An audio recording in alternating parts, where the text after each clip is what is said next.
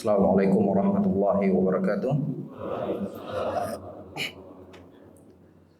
Innal hamdalillah nahmaduhu wa nasta'inu wa nastaghfiruh wa na'udzu billahi min shururi anfusina wa min sayyiati a'malina.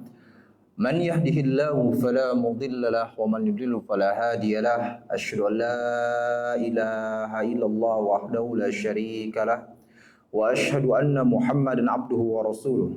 Allahumma salli wa sallim ala nabiyyina Muhammadin wa ala alihi wa sahbihi wa man tabi'ahum bi ihsan ila yaumiddin, amma ba'd.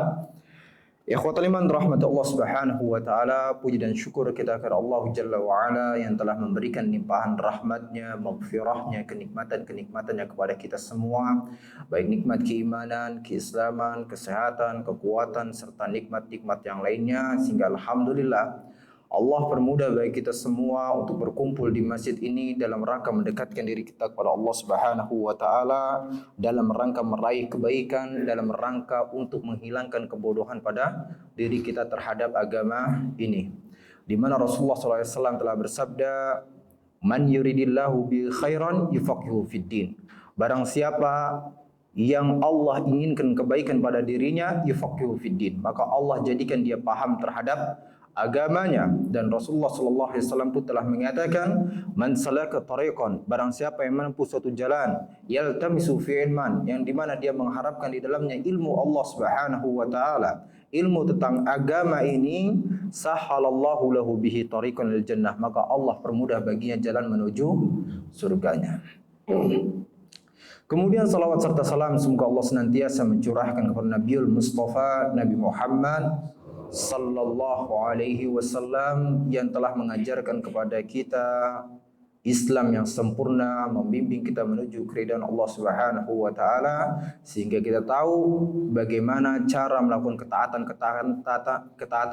dan ketundukan kepada Allah Subhanahu wa taala. Dan Allah Subhanahu wa taala pun telah mengatakan, man 'amila shalihan min dzakarin aw untha, barang siapa yang beramal saleh dari kaum laki-laki maupun kaum wanita, wa huwa mu'min, sedangkan dia dalam keadaan beriman kepada Allah Subhanahu wa taala, falanuhyiyannahum hayatan thayyibah, maka sungguh kami akan memberikan kepada mereka kehidupan yang penuh dengan kebahagiaan di dunia ini, walanajziyannahum ajrahum bi ahsani ma kanu ya'malun, dan kami pun akan memberikan ganjaran melebihi dari apa yang telah mereka amalkan ketika di dunia, yaitu berupa surga Allah Subhanahu wa taala. Tapi ikhwatul iman rahmati Allah Subhanahu wa taala, kita lanjutkan kembali pembahasan kita pada kitab Al-Kabair, dan sekarang kita masuk kepada bab berdusta atas Nabi Muhammad sallallahu alaihi wasallam. Ikhwatul iman rahmati Allah Subhanahu wa taala, ketika kita mengucapkan syahadat, maka pembuktian yang harus kita lakukan adalah dengan mentaati segala apa yang diperintahkan oleh Allah dan Rasulnya, serta menjauhi pula apa yang dilarang oleh Allah dan Rasulnya terhadap sesuatu tersebut.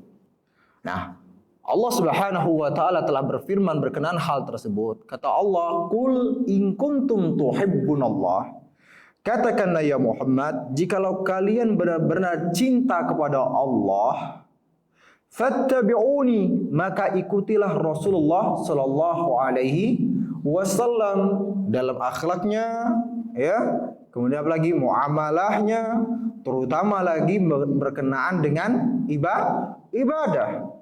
Ya, benar-benar harus kita mengikuti Rasulullah SAW. Yuhibbukumullah, maka Allah pun akan cinta kepada kalian, wa yaghfir lakum dzunubakum, dan Allah akan mengampuni dosa-dosa kalian.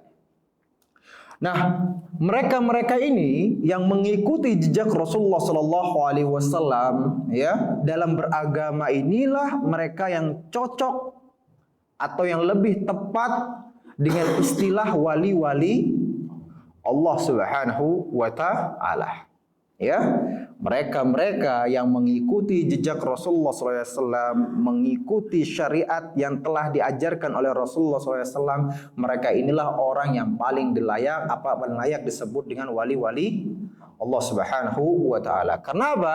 Karena Allah Subhanahu wa taala pun juga telah berfirman, Apa kata Allah? Ala inna awliya Allah la khaufun alaihim wa la hum yahzanun. Ketahuilah oleh kalian bahwasanya wali-wali Allah Subhanahu wa taala la khaufun alaihim, tidak ada ketakutan pada diri mereka, wa la hum yahzanun, dan tidak pula mereka bersedih hati. Lalu setelah Allah Subhanahu wa taala memberitahukan hal tersebut, Allah memberitahukan pula kepada kita bagaimana sifat-sifat mereka. Ya, kata Allah apa? Alladzina amanu wa kanu yattaqun. Ini sifat mereka. Yaitu orang-orang yang senantiasa beriman dan selalu bertakwa. Ini sifat-sifat wali Allah Subhanahu wa taala. Oleh karenanya berkenaan dengan ayat ini pun Syekhul Islam Ibnu Taimiyah rahimahullah mengatakan, apa kata beliau? Yang benar-benar wali Allah Subhanahu wa taala adalah orang yang beriman kepada Rasulullah sallallahu alaihi wasallam, beriman terhadap ajaran yang beliau bawa, serta melaksanakan ajaran tersebut secara lahir maupun batin. Ya, melaksanakan ajaran tersebut secara lahir maupun batin, kata beliau.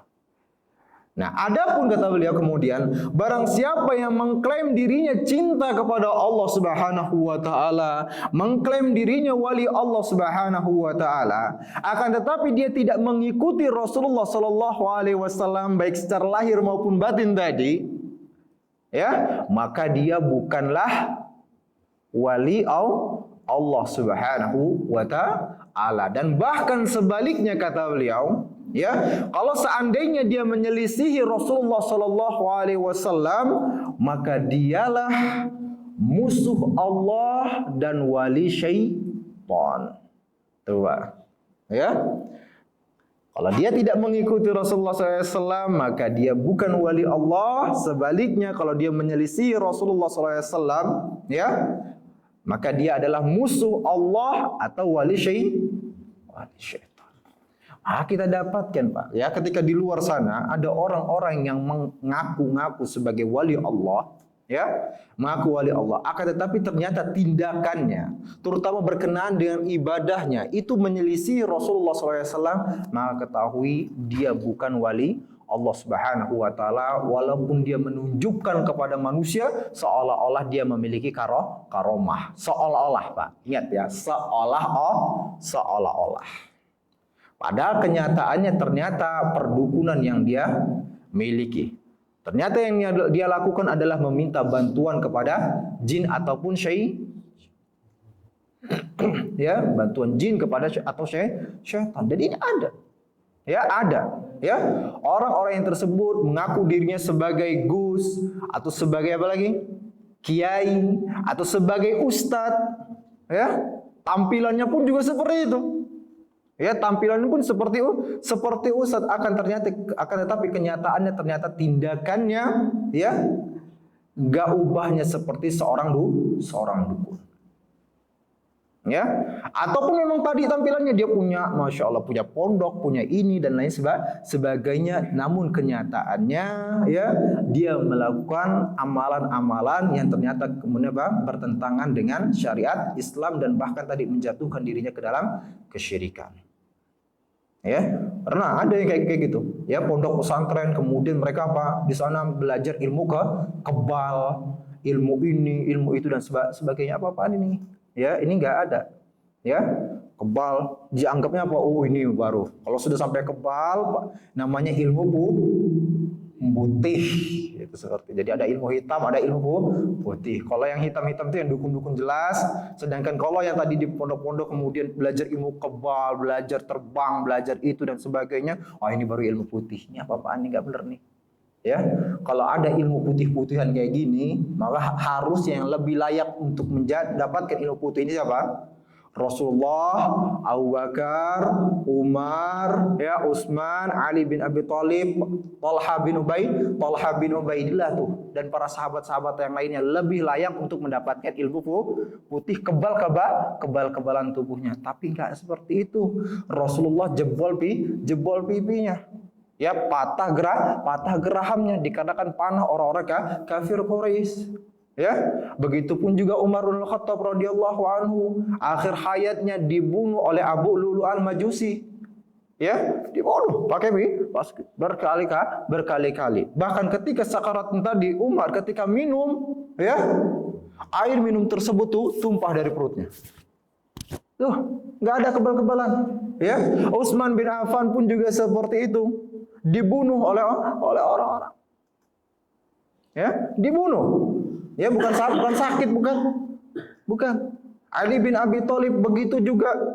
Ya, ditebas lehernya oleh siapa? Abdurrahman bin Muljam, yaitu seorang khawarij.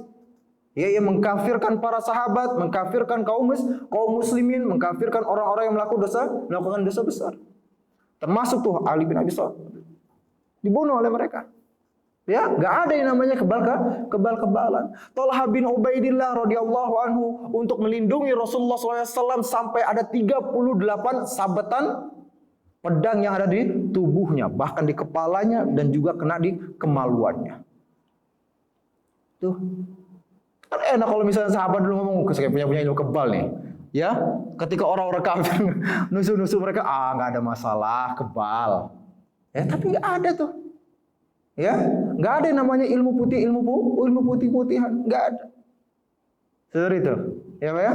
Kemudian dilakukan dengan cara ini, puasa mutih lah, puasa ini ada, ya, nggak ada yang seperti itu dari mereka. Ya, Syekhul Islam Ibnu Taimiyah rahimahullah ketika menjelaskan mengenai karamah yang didapatkan wali-wali Allah itu bukan seperti itu, Pak. Ya, bukan seperti itu. Kata beliau Pak, a'zamul karamah, ya, luzumul istiqamah. Karamah yang paling agung yang didapatkan oleh wali-wali Allah Subhanahu wa taala, luzumul istiqamah, adalah dia istiqamah di atas agamanya. Tuh yang namanya wali-wali Allah Subhanahu wa taala. Jelas ya? Jelas, Pak? Makanya ketika tadi berkenaan dengan ayat ini pula, ya, Hasan Al-Basri rahimahullah menjelaskan. Apa kata beliau? Idda'a qaumun annahum yuhibbunallah. Ada suatu kaum yang mereka mengklaim diri mereka mencintai Allah Subhanahu wa taala, mengklaim diri mereka wali-wali Allah Subhanahu wa taala, fa anzalallahu hadzal ayah mihnatan lahu. Maka Allah Subhanahu wa taala turunkan ayat tadi yang kul in kuntum tuhibbunallah, katakanlah jikalau kalian benar-benar cinta kepada Allah, fattabi'uni, maka ikutilah Rasulullah SAW, yuhibbukumullah, maka Allah pun akan cinta kepada kalian, wa yaghfir lakum dunubakum, dan akan mengampuni dosa-dosa kalian. Nih, ayat ini kata Hasan Al-Basri rahimahullah, ini sebagai ujian bagi orang-orang yang mengklaim dirinya sebagai wali Allah Subhanahu wa taala. Nah, tadi Pak kita dapatkan kalau ada orang-orang di luar sana, dan sekarang ini zamannya nih, ya. Sekarang ini zamannya. Kalau dia mengaku sebagai dukun nggak bakal laris. Ya, nggak bakal laris. Tapi kalau seandainya dia mengaku-ngaku sebagai seorang ustadz atau sebagai seorang kiai, seorang gus dan lain sebagainya, ya, yang pada dasarnya dia mungkin seorang dukun, ya, dan terlihat seperti tadi kiai dan sebagainya, maka inilah laris. Ya, orang-orang ngomong, masya Allah gitu, ya, itu punya ilmu putih tuh, ya, itu dia punya karamah, ya, untuk menyembuhkan, memindahkan penyakit ini ke binatang, melakukan begini-begini dan sebagainya, mengetahui perkara-perkara yang gaib nih, ya, seperti itu. Ini nggak benar nih, ya, ini nggak benar. Nah, maka mereka bukanlah wali Allah Subhanahu wa taala. Dan wali-wali Allah Subhanahu wa taala mereka tidak pernah mengikrarkan diri mereka, saya begini, saya bisa begini, enggak ada. Ya, enggak ada. Kalaupun mereka seandainya Allah Subhanahu wa taala berikan karamah kepada mereka, enggak ada di antara mereka yang kemudian bisa sewaktu-waktu mereka inginkan, oh, kayaknya sekarang saya mau terbang nih. Saya terbang, nggak ada. Atau kayaknya sekarang ini saya pengen ngelihat, masya Allah, menyingkap, saya pengen begini begitu dan sebagainya, nggak ada. Ya, nggak ada. Karamah itu langsung tiba-tiba saja diberikan oleh Allah Subhanahu wa taala kepada diri seseorang tanpa ada mungkin keinginan dari si pemilik karamah. Saya sering menyebutkan bahwasanya, ya Pak, siapa umat yang seseorang yang paling terbaik pada umat Nabi Muhammad SAW ini, Pak? Apa? Manusia yang paling terbaik pada umat Nabi Muhammad SAW ini siapa? Siapa? Abu Bakar, dan itu sepakat para ulama. Ya, sepakat para ulama, bahkan sepakat para sahabat Rasulullah SAW bahwasanya orang yang paling terbaik pada umat ini adalah Abu Bakar. Tapi Pak, ya dalam buku-buku sejarah, ya karamah yang didapatkan Abu Bakar itu tidaklah lebih banyak dibandingkan karamah yang didapatkan Umar bin Khattab. Seharusnya Pak, ya kalau bahasanya, seharusnya kalau karomah itu sesuai dengan keinginan seseorang gitu saja, ya, maka harusnya Pak, karomahnya Abu Bakar ini lebih banyak, ya. Saya pengen begini, saya pengennya begini, saya pengennya begini. Tapi kenyataannya dalam buku-buku sejarah karomahnya Umar bin Khattab ini lebih banyak. Maka kita dapatkan di sini apa? Allah Subhanahu wa taala memberikan karomah-karomah yang maksudnya tadi, yang berupa keajaiban tadi, seperti itu dan sebagainya. Itu dipilih oleh Allah, ya dipilih oleh Allah, dan waktunya pun sesuai kehendak Allah, bukan si kehendak sesuai kehendak pelaku. Oh saya pengen begini, enggak ada Pak. Jelas Pak ya, seperti itu. Nah, dan kemudian tadi juga si pemilik karomah pun nggak pernah mengklaim dirinya. Oh saya ini punya karomah, saya ini bisa begini, begini, nggak ada. Ya nggak ada. Karena mereka tahu seharusnya kalau seandainya pun mereka mendapatkan karomah dari Allah Subhanahu wa taala, mereka berusaha untuk menyembunyikannya. Dalam rangka apa? Menjaga keimanan pada diri mereka. Tidak membuat orang lain mengkultuskan diri. Gitu loh. Ya, seperti itu. Nah ini kan enggak kadang-kadang. Ini langsung diklaim, saya punya begini, saya bisa begini, saya begini. Datang kepada saya. Akhirnya orang bergumun-gumun datang ke tempat dirinya. Ternyata baca surat An-Nas saja nggak bisa. Ya, baca surat Al-Fatihah juga nggak bisa. Ini gimana mau disebut wali Allah? Ya, memaknai surat An-Nas saja nggak benar. Mau disebut wali Allah kayak gini? Ya ini nggak benar. Maka tadi kata Hasan Al-Basri rahimahullah, kalau ada orang-orang yang mengklaim dirinya wali Allah, lihat dulu gimana amalannya, lihat dulu gimana ibadahnya, benar nggak, layak nggak, sesuai dengan apa yang dilaksanakan oleh Rasulullah Shallallahu Alaihi Wasallam. Ya, dia gerakan seperti tadi nggak, ya memperlihatkan seolah-olah dia saya begini, punya ilmu kebal, punya ilmu ini. Kalau udah kayak gitu, dah Pak, bukan wali Allah Subhanahu wa taala. Jelas ya? Jelas? Karena tadi kita katakan para sahabat Rasul pun tidak ada yang kebal-kebalan. Nah, seperti itu. Lalu kemudian juga Pak, kalau gitu ya, kita juga mengetahui bagaimana Allah Subhanahu wa taala berfirman dalam hadis qudsi. Ya. Apa kata Allah Subhanahu wa taala? Man 'ada li waliyan faqad adantuhu bil harb, kata Allah. Barang siapa yang menyakiti wali-waliku, kata Allah, faqad adantuhu bil harb, maka sungguh aku ikrarkan perang kepada mereka. Nih kata Allah Subhanahu wa taala dalam hadis qudsi. Barang siapa yang menyakiti wali-waliku faqad adantuhu bil harb, maka sungguh aku ikrarkan perang kepada mereka. Lalu setelah itu Allah Subhanahu wa taala memberitahukan gimana ciri-ciri wali Allah Subhanahu wa taala. Apa kata Allah? Tidaklah seorang hamba, setelah itu tadi, ya setelah menjelaskan pada ayat tadi ini, kata Allah apa? Tidaklah seorang hamba mendekatkan dirinya kepadaku, ya, dengan sesuatu yang lebih aku cintai dibandingkan dari apa yang telah Allah wajibkan kepada dirinya. Tuh wali Allah. Jadi pertama kali dia pasti kalau wali Allah itu dia melaksanakan kewajiban-kewajiban yang telah Allah perintahkan. Salatnya dibenahi, puasanya dibenahi, zakatnya, ya yang wajib-wajibnya itu dibenarin dulu. Sholat berjamaahnya, ya. Tapi kalau misalnya sholat berjamaah aja nggak pernah kelihatan di masjid, nggak pernah sholat di masjid, lalu kemudian mau disebut wali Allah, apa ini?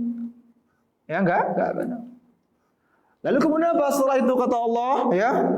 Wala yazalu yataqarrabu ilayya, dan dia senantiasa terus mendekatkan dirinya kepada diriku, kata Allah. Terus mendekatkan diriku dengan apa? Kepada diriku bin nawafil, dengan amalan-amalan sunnah. Ya, jadi setelah dia tadi melaksanakan kewajiban-kewajiban, dia terus mendekatkan dirinya kepada Allah Subhanahu wa taala dengan amalan-amalan sunnahnya. Hatta uhibbah, kata Allah, sampai aku ini benar-benar mencintainya.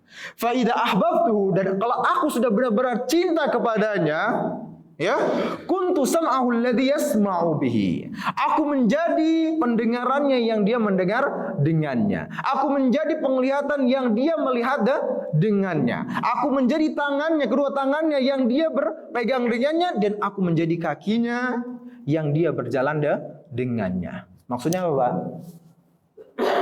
Apa maksudnya ini? Kata-kata terakhir ini. Aku mendengar, aku menjadi pendengaran yang dia mendengar dengannya, aku menjadi penglihatan yang dia melihat dengannya, aku menjadi kedua tangannya yang dia berpegang dengannya, menjadi kakinya yang dia berjalan dengannya. Apa maksudnya ini? Ya, jangan sampai malah kita memaknainya apa? Manunggaling kaula Gusti. Jangan sampai, Pak, ya. Atau ittihadul wujud, penyatuan antara seorang hamba dengan Allah Subhanahu wa taala. Enggak ada itu, Pak. Enggak ada. Ya, setelah dia menyatu dengan Allah Subhanahu wa taala, lalu kemudian dia katakan enggak perlu lagi ada syariat-syariat kepada saya. Saya ini enggak perlu lagi sholat. Saya ini enggak perlu lagi puasa. Saya ini enggak perlu lagi zakat. Udah, saya ini apa? Karena sudah menjadi Allah. Apa ini enggak benar nih? Ya, enggak benar. Maksudnya tadi, Pak, dia menjadi pendengaran yang dia mendengarnya, ya menjadi penglihatannya, ya menjadi apa namanya?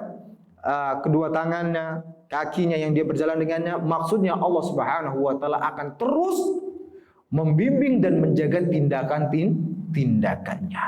Sehingga matanya, pendengarannya, tangannya, kakinya, seluruh tubuhnya ini bergerak sesuai dengan apa? Bimbingan Allah Subhanahu wa taala. Sehingga ketika itu dia melakukan satu kebaikan, selesai melakukan kebaikan yang lainnya. Setelah melakukan kebaikan, dia melakukan kebaikan yang lain. Melakukan kebaikan yang lain. Terus seperti itu. Dan Allah katakan walladzina jahadu fina, dan orang-orang yang mengerahkan kemampuannya, kekuatannya di jalan kami, di jalan Allah Subhanahu wa taala, lanahdiyannahum subulana, maka sungguh kami akan tunjukkan kepada mereka, bimbing mereka untuk melaksanakan kebaikan-kebaikan yang lainnya. Allah tunjukkan jalan-jalan kebaikan kepada dirinya, sehingga dia mudah untuk melakukan ketaatan-ketaatan kepada Allah Subhanahu wa taala. Nih, Pak, ya. Jadi seperti itu. Ya, bukan sebaliknya malah. Ya, kalau kata dia tinggi derajatnya, kalau udah sampai ma'rifat, ya, udah nggak perlu lagi ibadah. Nah, ini malah nggak benar. Ya, nggak benar. Pak, manusia yang paling mulia di dunia ini, bukan ya, kita katakan, bukan di zaman ini, di dunia ini siapa, Pak? Hah? Rasulullah Shallallahu Alaihi Wasallam, sepakat semuanya, ya, sepakat semuanya. Nah, Rasulullah Sallallahu Alaihi Wasallam. Namun kita katakan, apakah Rasulullah Sallallahu Alaihi Wasallam yang sudah begitu sangat mulianya, lalu kemudian dia tidak beribadah kepada Allah lagi? Enggak. Ya, enggak. Enggak, kata Rasul, ini seorang nabi nih, ya. Kalau saya seorang nabi, kayaknya saya sudah Masya Allah menyatu antara saya dan Allah Subhanahu wa taala, enggak perlu lagi sholat. Enggak ada. Ya, enggak ada. Yang ada sebaliknya kita dapatkan, ya, diriwayatkan dari Aisyah radhiyallahu anha, ketika Rasulullah SAW sholat malam, lihat, bukan lagi sholat wajib, sholat malam, ketika itu Rasulullah SAW sampai kakinya membengkak. Hah? Ini kayak gini, ya, membengkak, membesar pada kita. Sampai Aisyah radhiyallahu anha mengatakan, "Ya Rasulullah, kenapa engkau melakukan hal seperti ini ya Rasulullah? Sementara engkau telah diampuni dosa-dosamu, baik yang lalu maupun yang akan datang ya Rasulullah." Itu kata Aisyah radhiyallahu anha. Apa jawab Rasulullah? "Afala uhibbu an akuna abdan syakura." Kalau gitu, bukankah seharusnya saya layak untuk bersyukur kepada Allah Subhanahu wa taala, menjadi hamba yang bersyukur dan memperbanyak ibadah kepada Allah Subhanahu wa taala, bukan sebaliknya malah menghilangkan apa? Syariat ini. Dia katakan kalau sudah sampai derajat yang tinggi atau masuk dalam kubunya dia, nggak perlu lagi ibadah. Ini udah tinggalin, Mbak. Ya, tinggalin. Ya, atau sebaliknya juga tadi seperti itu. Dia mengklaim, oh kalau kita ini sudah Masya Allah, sudah keren, tinggi dan sebagainya, sudah masuk dalam kelompok kita, maka kemudian ibadahnya beda, harus beda. Ya, maka ibadahnya harus beda. Cara ibadahnya, cara zikirnya berbeda. Ada cara zikir begini, ada cara zikir yang begini, ada cara zikir yang ala begini, ada yang ala begini. Nah ini masing-masing nih. Ya, gara-gara pemimpinnya masing-masing mengatakan, kalau saya sudah jadi wali Allah harus ada cara tersendiri. Apa? Akhirnya sekarang ini kita dapatkan ada cara ibadah begini namanya, ada cara ibadah begini, dan mereka menamai cara-cara ibadah tersebut dengan nama-nama para pemimpinnya. Kan gitu. Sekarang. Jadi kalau masuk cara ibadah yang begini namanya ibadah gini namanya. Kan gitu.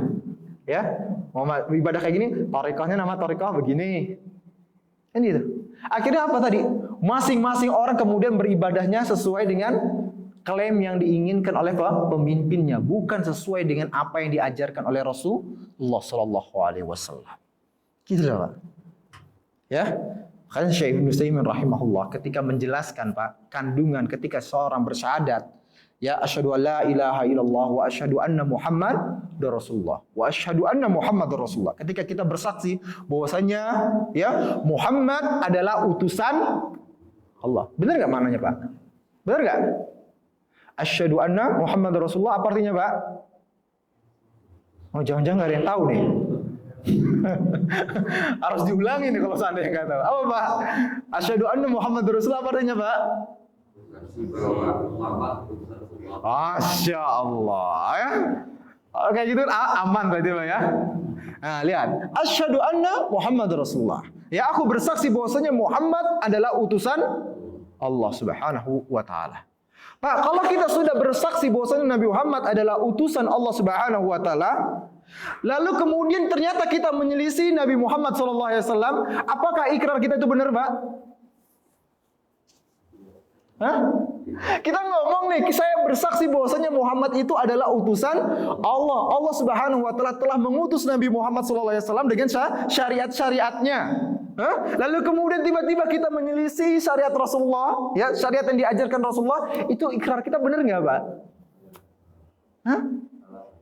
Ini berarti ada kurang dari syahadat kita, cacat syahadat kita.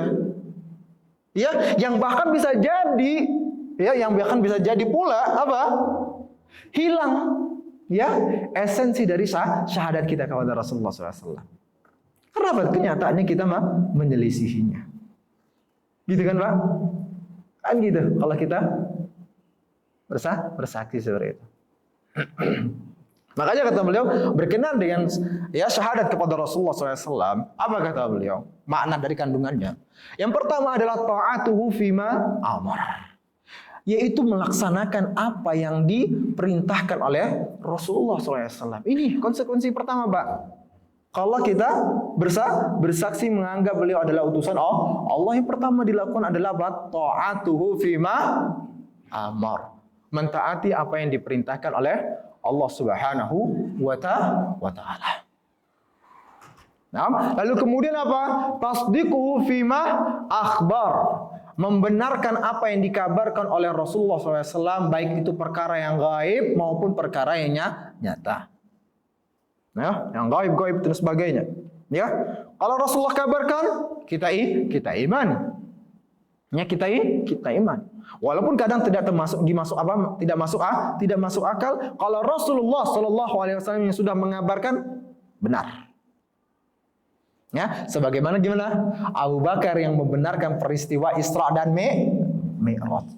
Di zaman itu masuk akal nggak? Nggak masuk akal. Bahkan sampai sekarang pun nggak masuk akal. Ya, perjalanan ke langit cuma dalam satu malam, nggak masuk akal. Ke bulan aja lama banget. Ya, jangankan ya ke langit mana-mana dan sebagainya, ke bulan aja nggak tahu kapan baliknya. Jadi kayak Bang Poi gitu. Ya, itu. Nah, ini dia satu malam, itu nggak masuk akal nih. Tapi ini masalah kabar dikabarkan oleh Rasulullah SAW, disampaikan kepada manusia, saya melaksanakan begini dan sebagainya. Abu Bakar langsung mengatakan, kalau ini berasal dari omongan Rasulullah SAW, pasti benar. Tuh, tasdiku fima akhbar. Jadi jangan kalau kata Rasulullah apa dikabarkan dalam sebuah hadis, Allah Subhanahu wa taala turun ke langit dunia di sepertiga malam, langsung kemudian enggak benar. Ya? Enggak masuk akal nih. Kenapa? Kalau Allah Subhanahu wa taala turun di sepertiga malam ke langit dunia, bukankah di sana nanti sebelah lagi ada sepertiga malam. Di sebelahnya lagi ada sepertiga malam. Sepertiga lagi ada sepertiga malam. Masa Allah Subhanahu wa taala bolak-balik? Ini enggak benar. Ya? Enggak benar. Ya bisa mengatakan seperti itu. Ya, dia katakan apa? Kalau Allah beristiwa di atas arsnya berarti Allah bolak-balik nih. Istiwa di ars, langsung kemudian apa? Turun ke langit dunia. Naik lagi, turun lagi. Ini enggak benar nih. Seolah-olah dia menganggap Allah Subhanahu wa taala kayak manusia. Yang harus repot turun naik. Bagi Allah Subhanahu wa taala mudah untuk mengatakan kun fayakun. Lalu gara-gara tadi enggak sesuai dengan akalnya, dia tolak hadis tersebut. Padahal hadisnya adalah hadis sahih. Ya? Nah, ini enggak benar. Coba ya. Maka yang kedua apa? Tasdiqu fima akhbar. Kemudian yang ketiga apa? Ijtinabu ma nahaa anhu wa jazar. Menjauhi apa yang dilarang oleh Rasulullah sallallahu alaihi wasallam. Nah, lalu kemudian keempat, Pak. Wa an la ya'budu illa bima syara'. Tidaklah seseorang beribadah kepada Allah Subhanahu wa taala kecuali dengan sesuatu yang telah diajarkan oleh Rasulullah sallallahu alaihi wasallam. Ini fungsinya, Pak. Ini fungsinya Rasulullah sallallahu alaihi wasallam diutus ke dunia ini. Benar tidak, Pak? Benar tidak? Ya, fungsinya Rasulullah SAW diutus ke dunia ini agar mengajarkan kepada manusia bagaimana cara beribadah yang sebenarnya. Nah, kalau ternyata Rasulullah diutus ke dunia ini, lalu kemudian kita menyelisihinya dan seluruh manusia menyelisihinya, buat apa Rasulullah diutus? Kan gitu. Jelas ya? Nah, itu tadi keempat. 4 poinnya wa alla ya'budu illa bima syara'. Dia tidak beribadah kepada Allah Subhanahu wa taala kecuali dengan apa yang diajarkan oleh Rasulullah sallallahu alaihi wasallam.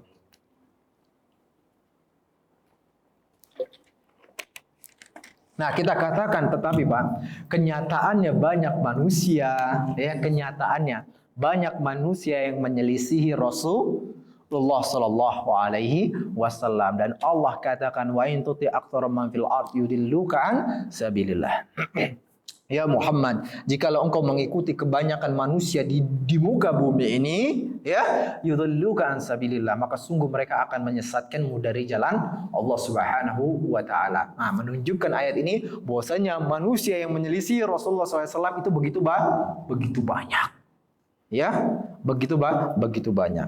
Nah, begitu pula banyak pula orang-orang ya yang berdusta atas nama Nabi Muhammad SAW untuk menipu manusia agar mereka semuanya mengikuti apa yang diinginkan oleh orang tersebut. Mengikuti jejak orang tersebut, bukan jejaknya Nabi Muhammad sallallahu alaihi wasallam. Tapi supaya orang-orang tertipu, supaya orang-orang mau mengikutinya, mau melaksanakannya, dia nisbatkan. Ini loh ya, ada hadis berdasarkan Nabi Muhammad sallallahu alaihi wasallam. Nabi Muhammad mengajarkan begini dan sebagainya. Nabi Muhammad mengajarkan begini dan sebagainya. Namun kenyataannya tidak didapatkan dalam kitab-kitab hadis yang ada.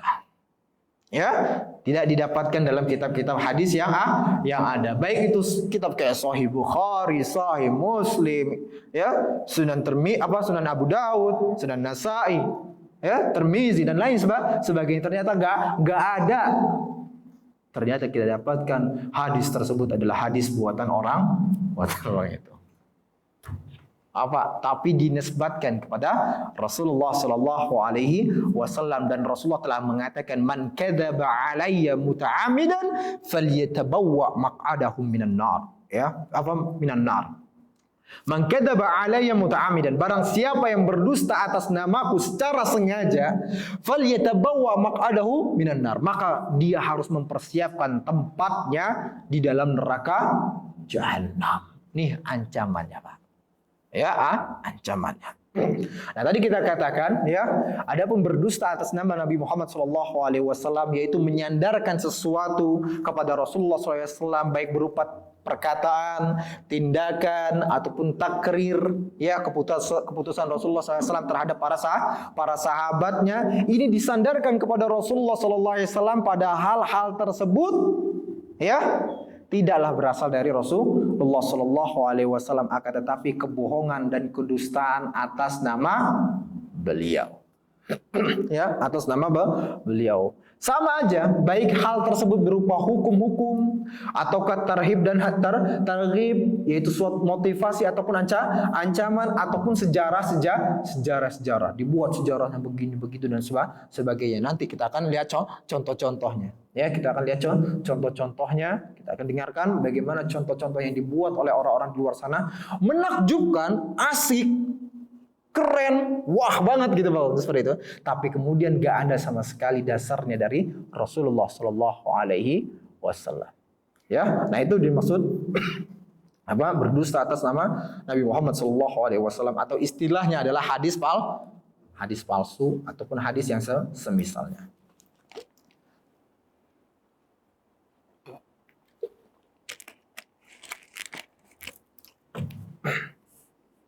Nah, tadi kita katakan, ya, dia mendapatkan, orang yang melakukan hal tersebut, dia mendapatkan azab yang begitu berat. Pak, masih stay, Pak? Masih aman? Kuat ya? Perlu disajikan kopi nggak? Boleh, Masya. Ini saya yang nyaji nih. Masya Allah, ya. Pak, azabnya tadi kita katakan begitu dahsyat. Dikarenakan apa? Karena kita tidak perlu ketahui bahwasanya, ya, kedustaan atas nama Nabi Muhammad SAW ini adalah sebesar-besarnya dusta yang dilakukan kepada manusia setelah seseorang berdusta atas nama Allah Subhanahu wa Ta'ala. Nah, berdusta kepada Rasulullah SAW ini bahkan sama saja seperti berdusta atas nama Allah. Benar tidak? Ya. Karena kan kita mengetahui bahwasanya apa yang disampaikan oleh Rasulullah SAW itu adalah wahyu dari Allah. Ya, apa bedanya ketika seseorang mengatakan, ya, oh ini adalah dari Allah Subhanahu wa Ta'ala, seperti itu, dengan mengatakan, oh ini dari Rasulullah SAW. Dua-duanya bersama-sama berasal dari Allah, kan gitu nisbatnya. Ya, Pak. Karena kita tahu, wa ma yantiqu 'anil hawa in huwa illa wahyu yuha. Tidaklah apa yang disampaikan oleh Rasulullah SAW kecuali itu adalah wahyu yang disampaikan oleh Allah Subhanahu wa Ta'ala kepada beliau. Nah, itu pertama sebabnya, ya, kenapa ancamannya begitu dahsyat.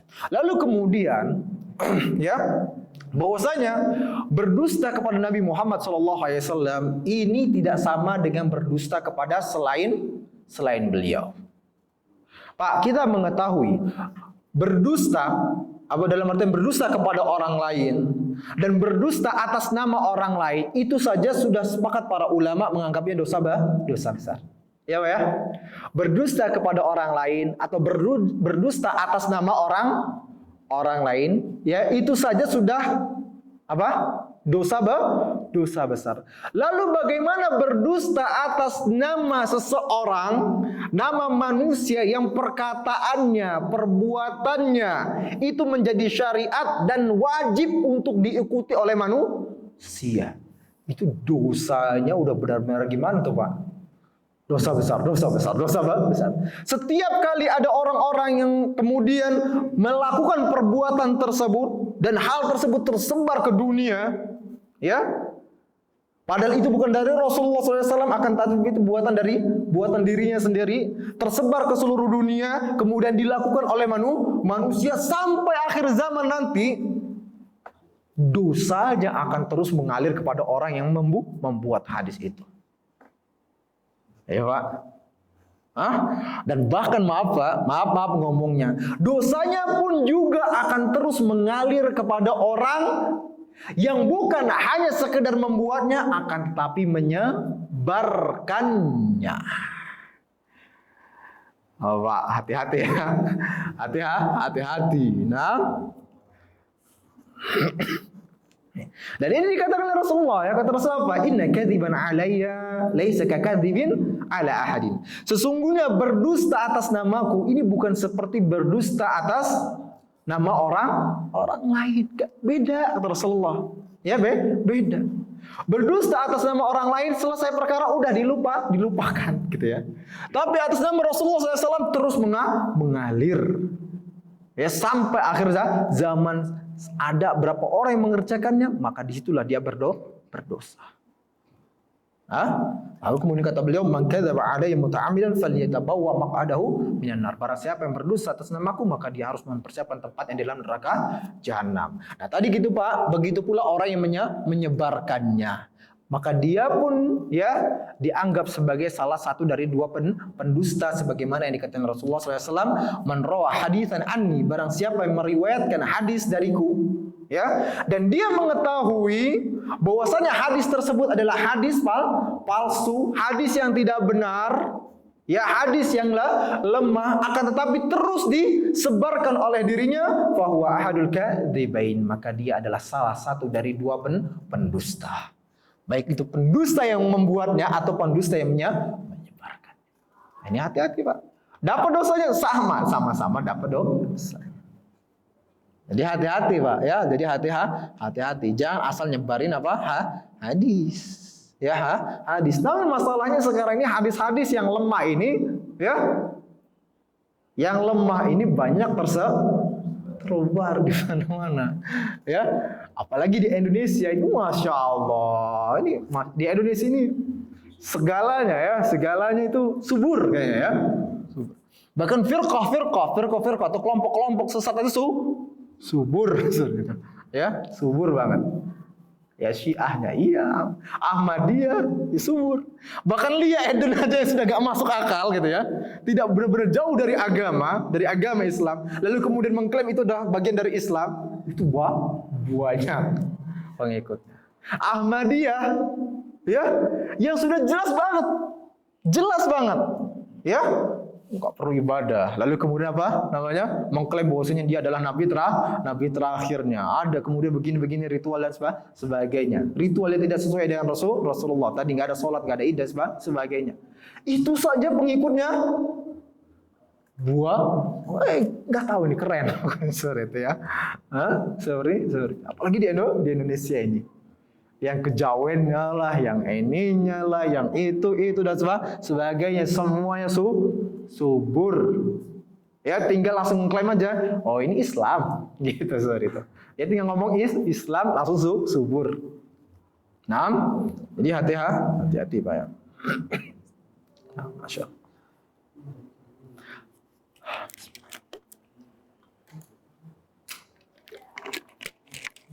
Nah, adapun Pak, sebab-sebab terjadinya pemalsuan hadis, ya, sebab terjadi permasalahan hadis atas nama Rasulullah SAW. Yang pertama Pak, adanya kaum zindik.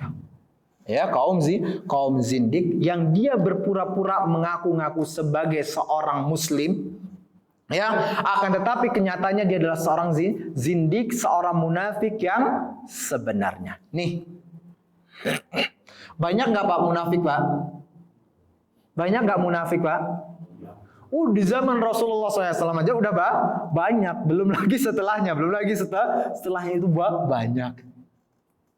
Ya di zaman Rasulullah, Bapak. Di zaman Rasulullah SAW aja itu banyak sih zindiknya, munafiknya. Apalagi sampai sekarang ini. Nah, dikatakan Pak, dari Hammad bin Zaid rahimahullah, ini wafat tahun 190 Hijriah. Wafatnya Pak. Pak, Hammad bin Zaid wafatnya 190 Hijriah. Kalau sekarang berapa Hijriah Pak? Banyak Hijriah ya Pak ya? Ya, banyak Hijriah. Udah ribuan. Ini wafat 190 Hijriah. Berarti kehidupannya sebelumnya. Ya, sebelumnya Pak. Nah, sekarang kita berapa?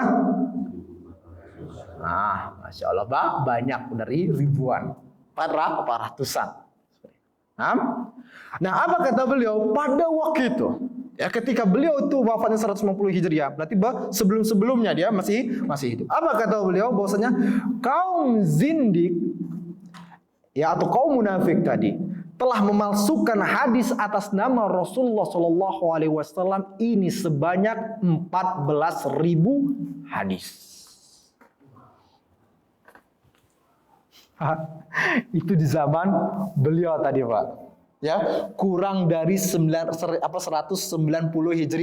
Hijriah sudah ada 14.000 hadis. Itu yang beliau dapatkan ya. Yang beliau ketahui. Yang telah dipalsukan oleh orang-orang zindik. Tuh, katanya. Begitu pula dikatakan oleh Abdul Karim bin Abi Auja. Ini dulu bahasanya gitu ya. Ini dia adalah seorang syekhnya atau pemimpinnya orang Khawarij. Ya, orang Khawarij. Dia katakan bahwasanya pada waktu itu Abdul Karim bin Abi Auja ini adalah seseorang yang mau dieksekusi ya waktu itu. Dieksekusi dikarenakan tadi dia membuat ini dan sebagainya, dieksekusi oleh Muhammad bin Sulaiman al-Abasi pada waktu itu yang berada di Basrah. Nah Pak, ketika waktu dia mau dieksekusi mati, ya dieksekusi mati, terakhir dia mengatakan bahwasanya ya dia telah memalsukan hadis. Dia Pak, satu orang ini telah memalsukan hadis sebanyak 4.000 hadis. 4.000 hadis kata beliau. Ya, dan saya kata dia ya. Kata Abdul Karim bin Abi Auja ini, saya sudah memasukkan 4.000 hadis dan saya masukkan di dalamnya, saya haramkan apa yang dihalalkan oleh Allah Subhanahu wa taala dan saya halalkan apa yang diharamkan oleh Allah. Satu orang 4.000 hadis. Ya, satu orang 4.000 hadis. Itu berarti nambah lebih banyak lagi, Pak. Kalau tadi aja ya, itu kaum zindik, diomonginnya kaum zindik. Berarti di total 14.000 hadis. Ini satu orang 4.000 hadis. Gimana kalau ada zindik lainnya? Masya Allah. Ya, banyak. Nah ini jadi ya sebab banyaknya hadis palsu yang bertebaran. Contoh misalnya apa? Nah ini masyhur sekali nih, ya hadis palsu. Kita sering mendengar hal ini dan bahkan dibawakan oleh dai-dai, ya dai-dai kalau misalnya menjelaskan tentang akhlak Rasulullah SAW, ya dibawakan kisah cerita Rasulullah SAW dan seorang Yahudi yang buta. Pernah dengar gak? Oh, Masya Allah. Berarti dapat ceritanya semua Pak ya? Sehari itu. Pasti. Kalau udah pengen bercerita tentang akhlak Rasulullah, ya, terutama kalau sudah menjelang kelahiran Rasulullah, ada acaranya, tuh hadis itu bertebaran. Ya, kisah Rasulullah SAW dengan seorang Yahudi yang buta. Ya, di mana Yahudi tersebut tinggal di kota Madinah pada itu, ya, tinggal di kota Madinah, dia selalu mengatakan kepada orang-orang bahwasanya Muhammad itu seorang pendusta, seorang pembohong, seorang apa? Tukang sihir dan lain sebagainya. Terus dia katakan, tiba-tiba Rasulullah SAW datang tiap hari, tiap pagi nyuapin orang buta Yahudi. Ya, gitu ya, disuapin sama Rasulullah. Orang buta ini ngomong kepada Rasulullah, "Hai, hati-hati, awas dari Muhammad, seorang apa yang pendusta, seorang apa pembohong, seorang tukang sihir." Rasulullah diem aja terus, ya, terus nyuapin sampai akhirnya Rasulullah wafat.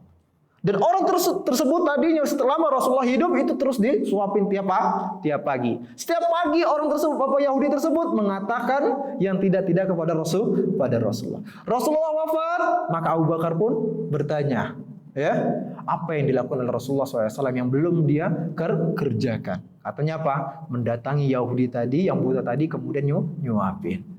Abu Bakar ke sana, ya, Abu Bakar ke sana diomongin sama orang Yahudi, hati-hati dari Muhammad. Abu Bakar sempat marah, gitu ya. Tapi apa? Karena dia ingin melaksanakan apa yang dilaksanakan Rasulullah, akhirnya dia pun nyuapin, tapi sambil dalam keadaan marah. Kata orang Yahudi buta itu, engkau bukan seperti orang yang biasanya, bukan orang yang biasanya. Lalu kemudian Abu Bakar mengatakan, sesungguhnya orang yang biasa engkau suapi itu adalah siapa? Muhammad. Lalu kemudian orang tersebut pun nangis, lalu kemudian dia pun masuk dalam Islam. Keren ya nih bagi ceritanya. Nah, ini selalu dipaparkan, ya, dipaparkan oleh dai. Namun hadis ini adalah hadis palsu. Ada orang yang sampai menangis-nangis dengar ceritanya, ya.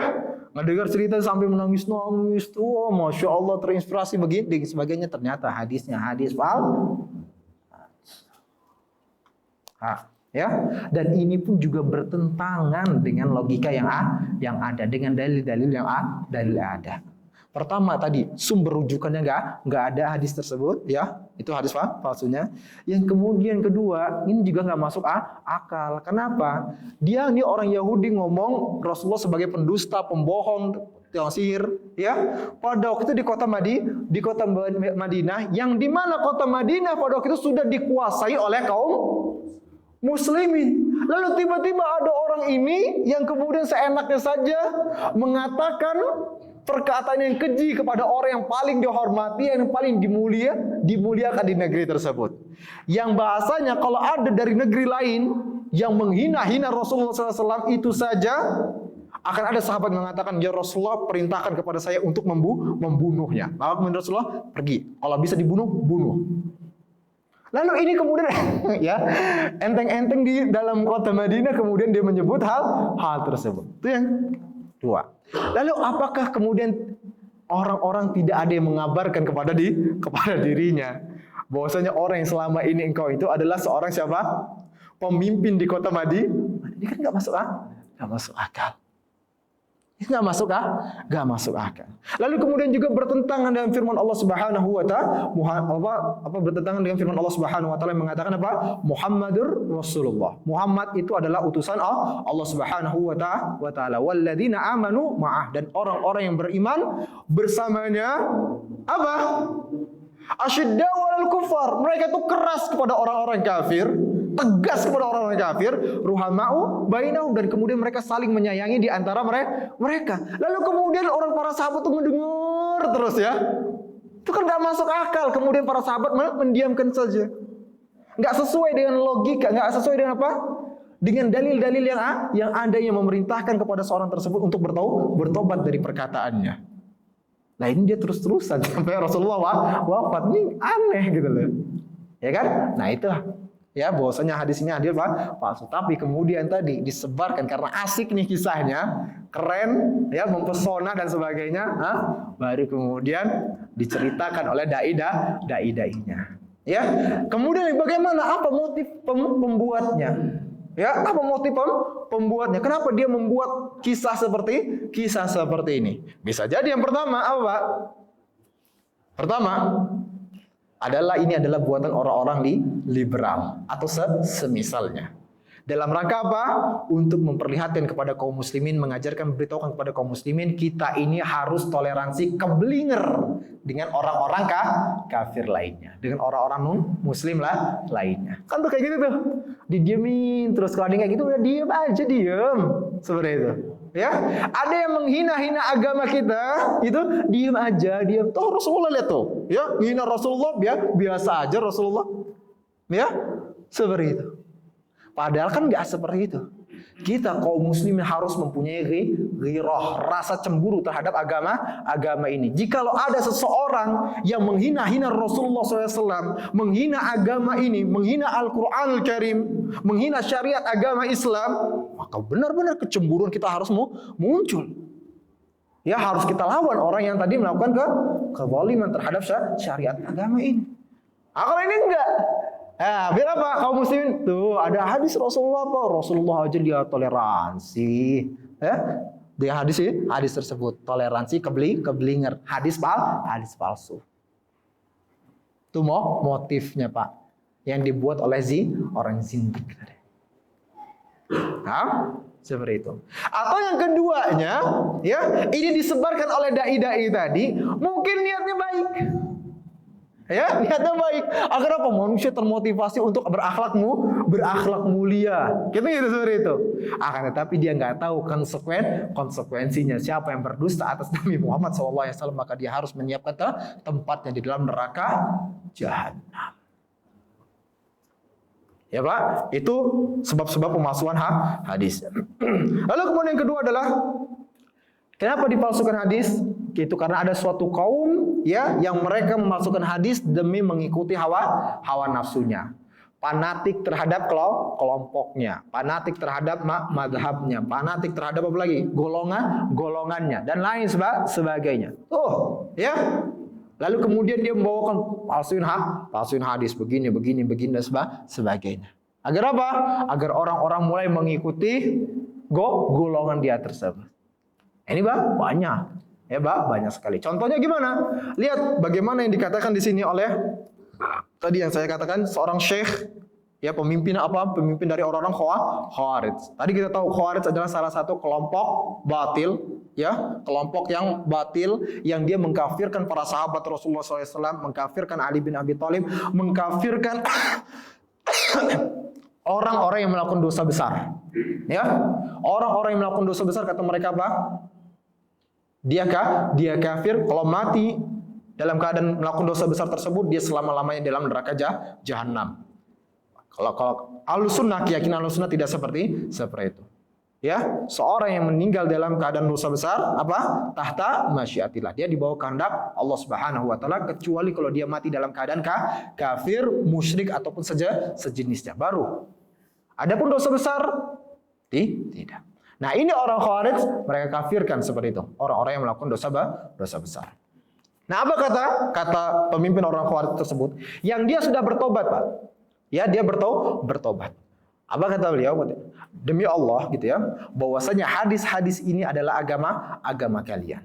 Maka perhatikanlah dengan baik dari mana kalian mengambil agama kalian. Itu maksudnya hadis-hadis tersebut.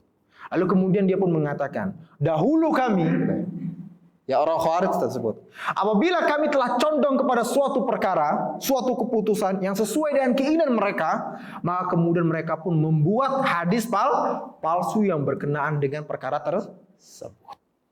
Pokoknya itu berapa banyak coba ya?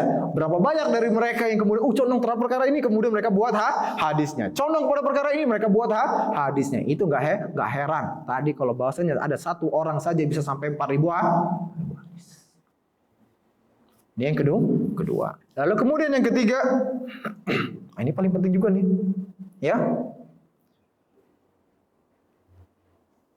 Maaf, ada orang-orang yang tadi dengan fanatik dan kelompoknya dan sebagainya, lalu kemudian dia mengklaim bertemu dengan Rasulullah SAW di dalam mimpinya atau dalam keadaan terjaga, lalu kemudian Rasulullah SAW pun mengajarkan suatu amalan-amalan kepada dirinya. Ini enggak benar. Ya, enggak benar. siapa dia gitu ya, siapa dia. Kemudian Rasulullah SAW datang ke dalam mimpinya atau datang kepada dia secara terjaga lalu memberitahukan amalan begini ya, amalan begini dan sebagainya, sebarkan kepada manusia. Ini enggak benar. Sementara Allah telah mengatakan al-yauma akmaltu lakum dinakum, pada hari ini telah aku sempurnakan untuk kalian agama kalian. Ya, Pak, ya. Kalau memang harusnya benar kayak gitu, Rasulullah datang dalam mimpi lalu kemudian mengajarkan suatu amalan-amalan, maka Abu Bakar itu lebih berhak untuk mendapatkan amalan tersebut dibandingkan orang itu. Umar bin Khattab lebih berhak untuk mendapatkan amalan tersebut langsung diajarkan oleh Rasulullah SAW dalam mimpinya. Ali bin Abi Thalib lebih berhak untuk mendapatkan solusi dari Rasulullah SAW karena apa? Pada masa Ali bin Abi Thalib itu benar-benar kacau kaum muslimin. Ya, terjadi peperangan antara kaum muslimin. Kalau memang seperti itu, Utsman bin Affan lebih layak untuk mendapatkan solusi dari Rasulullah SAW ketika apa tadi? Banyak manusia dari kaum muslimin yang waktu itu mau membunuh Utsman bin Affan. Namun kenyataannya nggak ada. Dari mereka langsung mengatakan, Rasulullah masuk dalam mimpi saya, memberitahukan begini. Nggak ada. Ya, Imam Syafi'i lebih berhak untuk mendapatkan amalan-amalan atau solusi dari Rasulullah SAW. Imam Ahmad bin Hanbal lebih berhak, Imam Abu Hanifah lebih berhak, Imam Malik lebih berhak. Akan tetapi nggak ada dari mereka mengatakan Rasulullah, saya bermimpi dengan Rasulullah, kemudian Rasulullah mengajarkan saya suatu amalan-amalan. Ayo manusia, amalkan seperti apa yang diperintahkan oleh Rasulullah dalam mimpinya. Nggak ada. Ya, nggak ada. Yang ada apa? Kata Imam Syafi'i, kalau ada pendapatku yang bertentangan dengan hadis Rasulullah SAW yang sahih, yang benar, maka lemparkan pendapatku ini. Ambil hadis Rasulullah SAW yang sahih. Yang ada seperti itu, kata Imam. Masya Allah. Ada 2 kajian. Ya seperti itu. Nah, gitu Pak ya. Kita katakan, mimpi bertemu Rasulullah mungkin nggak Pak? Pak, tadi antum habis tidur mimpi bertemu Rasul nggak Pak? Sempat ya? Ini misal. Tadi habis tidur sempat mimpi ketemu Rasul nggak? Masya Allah. Mimpi bertemu Rasulullah mungkin nggak Pak? Mungkin. Ya mungkin. Dan disebutkan ya dalam hadis, man ra'ani fil manam faqad ra'ani haqqan. Barang siapa yang melihatku dalam mimpinya maka dia melihatku sebenarnya. Karena apa? Karena syaitan itu tidak bisa menyerupai rupaku, yaitu Rasulullah sallallahu alaihi wasallam. Tapi kemudian kata Rasulullah apa? Man kadzaba alayya muta'ammidan falyatabawwa maq'adahu minan nar. Lihat hadis ini. Ya setelah Rasulullah mengatakan seperti itu, apa kata Rasulullah? Barang siapa yang berdusta atas namaku, maka siapkan tempatnya dalam neraka jahanam. Seolah-olah Rasulullah ingin memberitahukan bahwasanya ada orang-orang yang mengaku-ngaku dia bertemu dengan Rasulullah SAW dalam mimpi, lalu kemudian dia berdusta atas nama Nabi Muhammad SAW. Seperti itu. Kan dalam hadis ini. Ya, kata Rasulullah, man ra'ani fil manam maka ra'ani haqqa. Barang siapa yang melihat aku dalam mimpinya maka dia melihat aku sebenarnya, karena syaitan itu tidak bisa menyerupai diriku. Lalu kemudian beliau pun mengatakan barang siapa yang berdosa atas namaku maka siapkan tempatnya dalam neraka jahanam. Jadi seolah-olah tuh berkaitan. Pak, Masya Allah. Memang benar kita katakan kalau seandainya kita melihat Rasulullah SAW dalam mimpi dan itu sesuai dengan apa yang digambarkan dijelaskan oleh para ulama mengenai sifat-sifat Rasulullah, maka itu benar adalah Rasulullah SAW. Akan tetapi kalau seandainya dia bermimpi, ternyata Rasulullah SAW tidak sesuai dengan gambaran yang diberitahukan oleh para ulama dari hadis-hadis yang ada. Ya, misalnya apa? Rasulullah nggak berjenggot. Misalnya, ya Rasulullah nggak berjenggot. Padahal kita mengetahui Rasulullah itu jenggotnya lebat sekali. Kata dia, bertemu dengan Rasul, tapi Rasulullah nggak punya jenggot. Pak, ketahui itu bukan Rasulullah. Pak, benar, Rasulullah dalam mimpi tidak bisa ya diserupakan oleh syaitan. Tapi syaitan bisa mengklaim dirinya sebagai Rasulullah. Paham Pak? Orang bodoh yang tidak mengetahui sifat-sifat Rasulullah ketika dalam mimpinya disebutkan ini Rasulullah, kemudian ternyata secara fisiknya tidak sesuai dengan rupa Rasulullah, maka itu adalah syaitan. Makanya dulu Muhammad bin Sirin rahimahullah, ketika ada orang-orang yang mengklaim bertemu dengan Rasulullah SAW, mimpi bertemu dengan Rasulullah SAW, dipanggil dulu nih. Gimana ciri Rasulullah yang kau lihat? Diberitahukan begini-begini. Apalagi kalau seandainya mengatakan apa? Jenggotnya kemudian nggak ada. Nah, kata Ibnu Sirin, ini bukan Rasulullah. Udah pergi. Engkau tidak melihat Rasulullah. Dilihat dulu. Apa ya? Seperti itu. Lalu kemudian juga ada orang-orang yang mengklaim dia melihat Rasulullah SAW, bertemu dengan Rasulullah SAW secara terjaga, nggak di dalam mimpi. Benar nggak ini? Mungkin nggak? Mungkin nggak? Nah, kalau tadi dalam mimpi, kalau ini terjaga, mungkin nggak? Ya, dusta Pak. Ya, dusta. Kalau ada orang mengatakan misalnya lagi, afwan ya, maaf ya, mereka kadang-kadang dalam acara ritual ibadah mereka lagi ada ritual, tiba-tiba nanti pemimpinnya semua, Rasulullah lewat, langsung kemudian semuanya takbir, tak, nggak benar, nggak ada, ya nggak ada. Kalau memang Rasulullah bisa datang dalam keadaan terjaga, maka kita katakan tadi, ya, Fatimah nggak perlu nangis ketika Rasulullah wafat, ya, nggak perlu nangis. Karena apa? Nanti Rasulullah datang kok dalam keadaan terjaga, kan gitu. Tapi kenyataannya Fatimah nangis dan lain sebagainya, dan kemudian Rasulullah memberitahukan kepada Fatimah bahwasanya orang yang pertama kali akan menyusul Nabi Muhammad adalah siapa? Fatimah, untuk menenangkan Fatimah. Ya, nggak perlu tuh datang Rasulullah ke Aisyah dalam keadaan terjaga. Datang kepada Abu Bakar begini dan sebagainya. Ada. Tiba-tiba ada yang mengklaim dirinya melihat Rasulullah SAW dalam keadaan terjaga. Siapa dia? Gitu loh bahasanya. Dibandingkan para sahabat ini. Gitu loh. Siapa dia dibandingkan keluarga-keluarga Rasulullah. Kok tiba-tiba seolah-olah spesial banget gitu loh dia. Paham ya? Nah ini, kadang-kadang mereka membuat hal tersebut. Ada dalil hadisnya kata mereka. Man ra'ani fil manam fasayarani fil yaqwah. Barang siapa yang melihatku dalam mimpinya, maka dia akan melihatku dalam keadaan terjaga. Ya, dalam keadaan terbangun. Maka kemudian mereka pun bersandar dengan hadis ini. Nah, buat nanti nih, ya. Biar apa? Orang-orang melihat dia sebagai wali Allah, mulai mengkultuskan dia, begini dan sebagainya, mulai mengikuti perkataannya. Landasannya apa? Hadis ini. Padahal yang dimaksudkan oleh para ulama dari hadis ini, hadis sahih hadisnya. Barang siapa melihatku dalam mimpinya, maka dia akan melihatku dalam keadaan terjaga. Maksudnya adalah dijelaskan oleh Imam An-Nawawi. Mungkin antum tahu semua ya. Yang Nawawi pemilik kitab Riyadhus Shalihin. Dipelajari nih biasanya, tahu semua. Ya, dari Ahlus Sunnah itu tahu semua, belajar. Apa kata Imam Nawawi? Pertama, kalau enggak maknanya adalah apa? Itu orang-orang dari generasi Rasulullah. Yaitu mereka-mereka yang tadinya belum bertemu dengan Rasulullah dari generasi Rasulullah, kemudian dia bermimpi melihat Rasulullah, maka suatu saat dia akan melihat Rasulullah SAW dan menjadi seorang sahabat. Ya, sahabat kita tahu ya, bertemu dengan Rasulullah, dia masuk Islam dan wafat dalam keadaan Islam. Nah, kata Rasulullah, siapa yang melihat diriku dalam mimpinya, maka dia akan bertemu dengan Rasulullah SAW, yaitu dari kalangan generasi Rasul tersebut. Nah, yang kedua maknanya adalah apa? Maksudnya orang tersebut akan bertemu dengan Rasulullah SAW di akhirat nanti, dan itu fakta.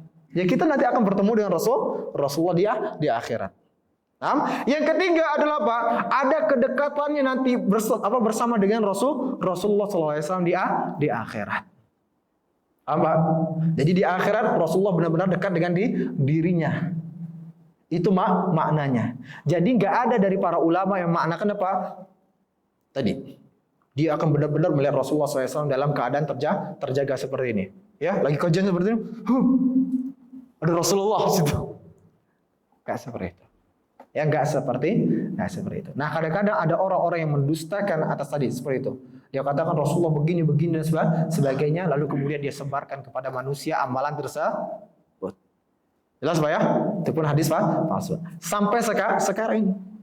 Bahkan waktu itu ada viral juga ya, bagaimana ada seorang dai yang katakan, saya bertemu dengan Rasulullah, saya bermimpi dengan Rasulullah begini-begini, dan Rasulullah mengajarkan begini-begini. Ini dah Pak, tinggalkan.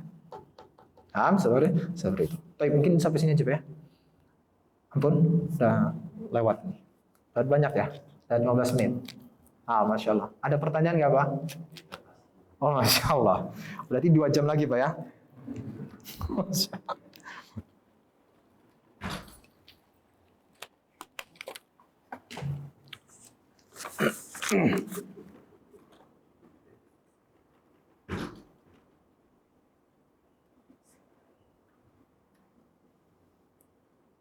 Ya. Bagaimana hukumnya bagi seorang yang meninggalkan sholat 1 kali sholat dalam 5 waktu misalnya gitu ya. Dan itu dilakukan terus menerus. Apakah dia sudah termasuk dosa besar atau telah keluar dari Islam? Ya. Berat ini sebenarnya ya, sebab berat. Oke, itu sebenarnya kita dalam pembahasan bab yang lalu, ya. Pembahasan bab yang lalu berkenaan dengan orang-orang yang meninggalkan sholat. Pak, ya, orang-orang yang meninggalkan sholat yang pertama kali berkenaan orang-orang yang meninggalkan sholat. Kalau seandainya dia meninggalkan sholat dengan keyakinan bahwasanya sholat itu bukanlah suatu kewajiban, ya, bukanlah suatu kewajiban, maka sudah jelas dia keluar dari agama Islam. Itu harus dipahami pertama kali. Ya, kaidahnya, apabila seseorang meninggalkan sholat dengan keyakinan, lihat, keyakinan bahwa sholat itu bukanlah suatu kewajiban. Sholat 5 waktu itu bukan kewajiban, kata dia. Ini sunnah-sunnah aja, mau kerjain terserah, enggak ada. Maka pada waktu itu dia telah keluar dari agama Islam. Karena apa? Sepakat para ulama tentang kewajiban mengerjakan sholat 5 waktu ini. Ya, seperti itu. Ini yang landas. Lalu kemudian yang kedua, kalau seandainya ada orang ya yang meninggalkan sholat ini dikarenakan malas-malesan dan lain sebagainya. Dia tahu itu wajib, tapi dia males, kadang-kadang ya begini, kadang-kadang ya kata dia sibuk lah begini, kadang sibuk dan sebagainya. Dan juga karena kebodohannya terhadap agama ini, betapa pentingnya sholat ini, bagaimana ya dahsyatnya ya bagi orang yang meninggalkan sholat ini, maka dia seperti ini tidak keluar dari agama Islam. Akan tetapi layak bagi kaum muslimin untuk menasehatinya. Ya, menasehatinya. Ya, dinasehati. Apa ya? Nah, namun kalau hukum para ulamanya, kalau ada seseorang ya yang meninggalkan sholat, gitu ya bahasanya, dalam keadaan malas-malasan seperti itu, memang dia nggak mau, jadi perintahin nggak mau dan sebagainya. Ada hukumnya tersendiri. Kata para ulama apa? Hukumnya orang-orang yang meninggalkan sholat ini setelah dinasihati dan sebagainya nggak mau dan dia tetap malas pada waktu itu, dia dibunuh. Hukumannya Pak? Ya, dia dibunuh. Lalu kemudian ada yang pendapat mengatakan apa? Ketika dia dibunuh, dia tidak dikuburkan bersama dengan kuburan kaum muslimin. Ya, sorry. Tapi tetap mungkin hukumnya hukum Islam. Adapun yang kedua, dieksekusi dibunuh juga seperti itu. Akan tetapi apa? Dia disolatkan, dia dikafani dan dikuburkan bersama dengan kuburan-kuburan kaum muslim. Akan tetapi mereka sepakat semuanya dibunuh, Pak. Ya, setelah tadi enggak asal-asal bunuh, Pak ya. Enggak. Maksudnya ini ketika syariat Islam berlaku, ada pemerintahan Islam, dia dipanggil oleh hakim terlebih dahulu, dinasehati sekali, masih kemudian lagi, dinasehati lagi kedua kali, masih juga nggak mau bertobat. Dinasehati yang ketiga kali, nggak mau bertobat. Nanti hakim yang menetapkan, ya? Oh orang ini udah benar-benar nih, ya. Baru kemudian dieksekusi mati. Agar apa? Agar orang lain tidak mengikuti jejak dia ini. Itu loh. Ya, agar orang lain tidak mengikuti jejak dia ini. Paham Pak ya? Tapi jangan antum tiba-tiba, wah itu orang gak ada sholat tuh. Dia lagi besok gak sholat tuh. Besok lagi gak sholat tuh. Nasihatin, oh ternyata gak sholat juga. Oh, tobat lah Pak. Gak bener ini. Ya ini gak bener. Paham Pak ya? Gak boleh main hakim sendiri. Ya, gak boleh main hakim sendiri. Nah, bagaimana keadaan kita sekarang ini? Karena apa? Banyak kaum muslimin sekarang yang meninggalkan sholat dan lain sebagainya. Pak, kita pertama, yang paling terbaik adalah apa? Menasehati mereka. Amar ma'ruf nahi munkar. Nasihati mereka dengan cara yang baik. Datangkan kepada mereka. Begini, lembut dan sebagainya. Agar apa? Mereka lebih tertarik dengan agama Islam ini. Tertarik dengan syariat Islam. Nah itu. Apa ya? Daripada kita mau tekan begini dan sebagainya. Repot nanti dia.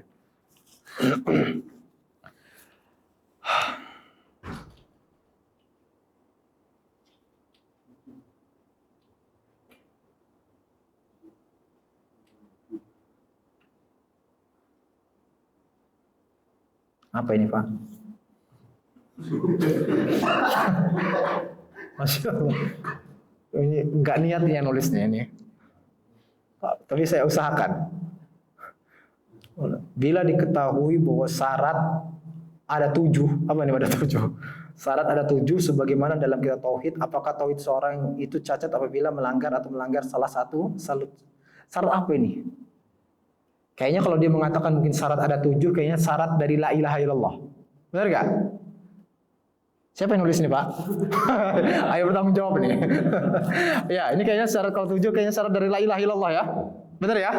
Al ilmu, tidak betul kan? Al ilmu yaitu syarat dari la ilaha illallah, Pak. Adalah apa? Pertama al ilmu, mengilmukan apa? La ilaha illallah, mengetahuinya. Lalu kemudian apa?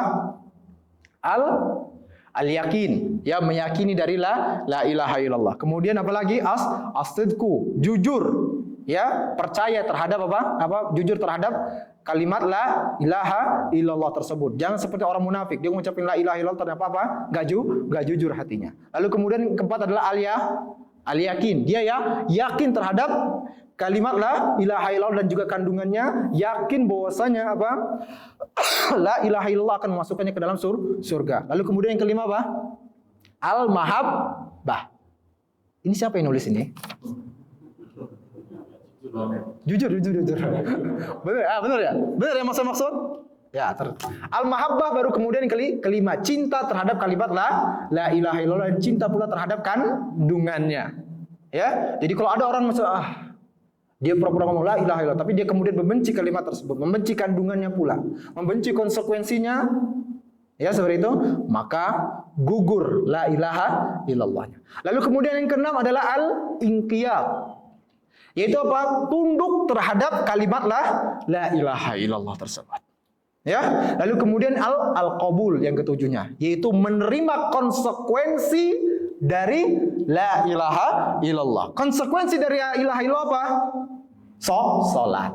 Konsekuensi dari la ilaha illallah apa? Puasa wajib. Konsekuensi dari la ilaha illallah zakat. Dan lain sebagainya yang telah diajarkan di dalam agama Islam. Ya, ini adalah apa? Syarat-syarat dari la ilaha illallah. Apa aja, Pak? Ada 7. Lupa. Iya. Langsung kayak gitu ya. Atau Allahu a'lam. Masya Allah ya. Seperti itu. Nah itu. Tadi 7, ya Pak? Al-ilmu, kemudian al-yakin, kemudian as-sidqu, kemudian apa lagi? Jadi saya lupa gara-gara antum lupa kan? Ya. Al-ilmu, al-yakin, kemudian apa? As-sidqu, kemudian al-mahabbah, kemudian al-inqiyad, dan kemudian al-qabul. Iya Pak? Las? Hafal? Apa aja tadi? Al-ilmu, al-yakin, as-sidqu, jujur, al-mahabbah, al-inqiyad, al-qabul. Mana lagi? Satu lagi apa? Enggak ada satu lagi berarti ini. Ya? Ilmu, kalau antum lupa saya juga lupa jadi ya. Saya jadi lupa. Apa? Al-ikhlas, Masya Allah ya. Al-ikhlas, ikhlas terhadap kalimat la ilaha illallah. Awal Pak jadi Pak? Enggak juga ya. Ya udah nanti lihat ini aja rekaman nah kalau gitu ya. Nanti puter sore itu. Nah, kalau seandainya Masya Allah dari salah satu dari syarat tersebut tidak ada, bahkan tadi dia nggak cinta dia yakin dia ini jujur dan sebagainya, ternyata kemudian dia tidak cinta dengan kalimat la ilaha illallah, maka apa? Gugur lah. Apa? Ya paham ya? Paham? Nah, karena seseorang harus cinta. Seseorang harus inqiyad, tunduk terhadap la ilaha. Seseorang harus apa? Qabul. Cuma nanti ketika pelaksanaannya ada yang kurang, ada yang kurang lagi gitu ya. Ada yang kurang dan kurang banyak seperti itu. Nah, itu masalahnya. Ya, ada yang kurang dan kurang sempurna dan bahkan sedikit sempurna. Seperti itu. Paham ya? Seperti itu. Nah, paham?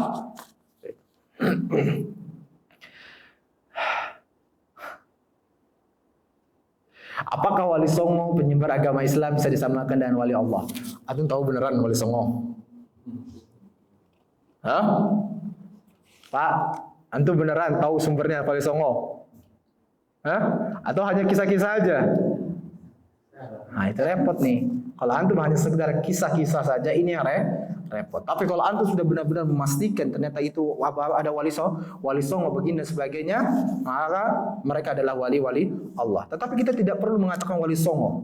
Kalau 10 apa Pak bahasa Jawanya? 10. Wali sedoso gitu ya. Kalau 100? 100. Wali 100 gitu ya seperti itu. Pak, nggak perlu harus ada wali songo, wali ini dan sebagainya. Kenyataannya banyak penyebar Islam datang ke Indonesia.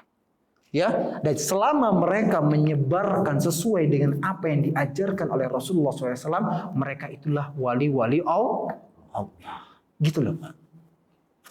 Jadi nggak perlu harus mengatakan wali ini, wali itu dan sebagainya, wali songo dan sebagainya. Kalau perlu wali sedoso, wali 100 seperti itu. Yang tapi antum benar-benar mengetahui bahwasanya ini benar loh, bukan fiktif belaka gitu seperti itu. Ya, bukan buatan-buatan. Antum benar-benar tahu. Dan amalannya pun benar-benar tahu antum merujuk gitu seperti itu. Jangan ada amalan begini, ya ada walinya kemudian apa? Beras kemudian jadi emas, pasir jadi beras, lalu kemudian antum percayai. Nah, salah satu tadi saya sebutkan juga salah satu yang tersebarnya membuat hadis-hadis palsu tersebar adalah apa? Ada orang al-qasas, yaitu pembuat cerita.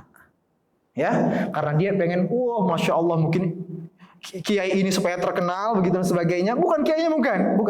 Tapi dianya.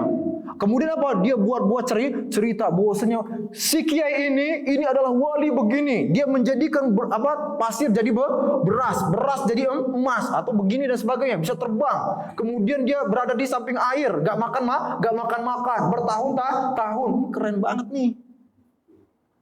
Ini dari mana ini ceritanya? Ya? Paham Pak? Dia nggak ngapa-ngapain, berada di samping dan sebagainya, bertahun-tahun nggak makan dan sebagainya, tiba-tiba langsung kemudian datang ilmu Allah Subhanahu Wa Taala. Jadi orang alim ini gimana nih? Orang alim itu harus belajar, ya, harus belajar. Gak tiba-tiba berada di samping sungai, kemudian apa? Tiba-tiba jadi orang alim itu nggak bisa Pak, nggak bisa. Ya, kalau kayak gitu ceritanya Imam Syafi'i mendingan di samping air aja Pak. Bertahun-tahun, nggak perlu capek-capek Imam Syafi'i belajar dari negeri ini ke negeri ini, dari negeri ini ke negeri ini, dari negeri ini ke negeri ini. Sementara mereka adalah orang-orang yang sangat cerdas. Nggak perlu Imam Bukhari capek-capek hanya untuk mendapatkan satu hadis itu ke negeri lain. Pak, kalau antum ke negeri mana? Negeri Google. Gitu. Ini Imam Bukhari mereka berjalan ke sana ke sini kemari untuk mendapatkan hadis. Kalau seandainya bisa mendapatkan ilmu hanya duduk di samping sungai, enak semuanya kita sungai semua gitu ya. Kemudian kita duduk di samping sungai. Ini Pak, ini al-qasas. Ini ada para penceritanya, pembuat cerita, dan itulah yang kemudian menyebabkan adanya hadis palsu. Oh, kiainya terbang naik sejadah. Terbang ke Mekah naik sejadah. Ini gak benar nih. Ya, gak benar. Ya. Oh, kiainya ketika sholat misalnya seperti itu, kemudian ketika dia membuka jendelanya ada Ka'bah di depan. Seperti itu. Ini qasas Pak. Ya, cerita-cerita dongeng yang dibuat kemudian dinisbatkan kepada si ini atau si ini. Dan salah satu tadi ya sebab tersebarnya hadis palsu adalah apa?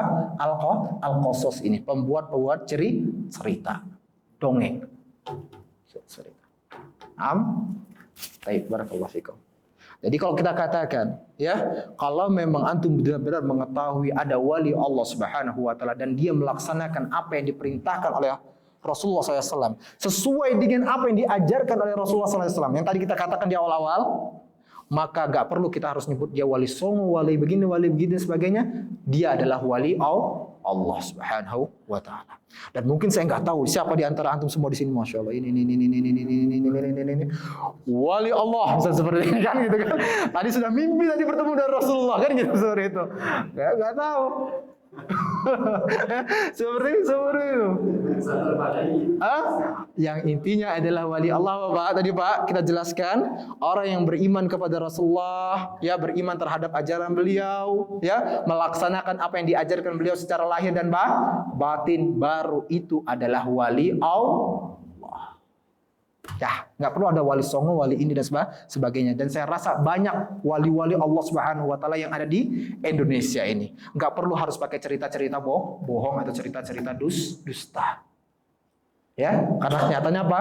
Nih buktinya Islam tersebar dengan luasnya di Indonesia. Karena apa? Adanya wali-wali Allah Subhanahu wa taala yang amar ma'ruf nahi munkar, menyebarkan agama Islam karena kecintaannya kepada Allah dan Rasul-Nya. Sesuai ya? Nah, barakallahu fiikum. Sampun ya? Ya, nggak sampai 2 jam Pak ya? Udah, capek. Baik, semoga apa yang kita pelajari hari ini bermanfaat bagi kita semua dan kemudian dicatat oleh Allah Subhanahu wa taala sebagai pahala yang besar di sisinya, dan semoga Masya Allah kita dikumpulkan oleh Allah Subhanahu wa taala dalam surganya, amin ya rabbal alamin. Mari kita tutup dengan baca doa kafaratul majelis.